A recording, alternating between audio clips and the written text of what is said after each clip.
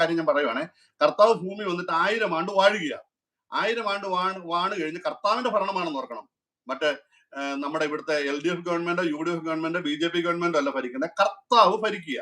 കർത്താവ് ഭരിച്ചു കഴിഞ്ഞിട്ട് 1000 ആണ്ട് കഴിഞ്ഞപ്പോഴത്തേക്കും വീണ്ടും ജനം തെറ്റിപ്പോവുക, പിശാചിന് പുറകിന് പോവുക.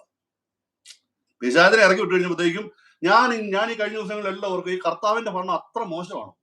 കർത്താവ് 1000 വർഷം ഭരിച്ചിട്ട് പോലും ജനം ശരിയായില്ല എങ്കിൽ എന്തൊരു ഗതികെട്ട കർത്താവായത്.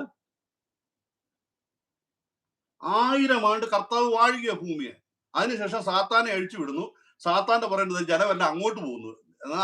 നമ്മൾക്ക് ഇവിടെ 5-10 വർഷമൊക്കെ ഉള്ള ഓരോരുത്തർ ഭരിക്കുന്നത്. 5 വർഷം അല്ലെങ്കിൽ ഇപ്പം ഓരോ ഗവൺമെന്റ് ഇപ്പം നമ്മുടെ ഇവിടുത്തെ LDF ഗവൺമെന്റ് 10 വർഷം ഭരിച്ചു. അപ്പൊ അടുത്തതിന്റെ റിസൾട്ട് ഇപ്പൊ വരാൻ പോകുന്നു. അതുപോലെ തന്നെ ഇപ്പം മറ്റേ ഇവിടെ ബംഗാളിലാണെങ്കിൽ മമത 15 വർഷം ഭരിച്ചു. അതിന്റെ റിസൾട്ട് വരാൻ പോകുന്നു. പക്ഷെ 1000 ആണ്ട്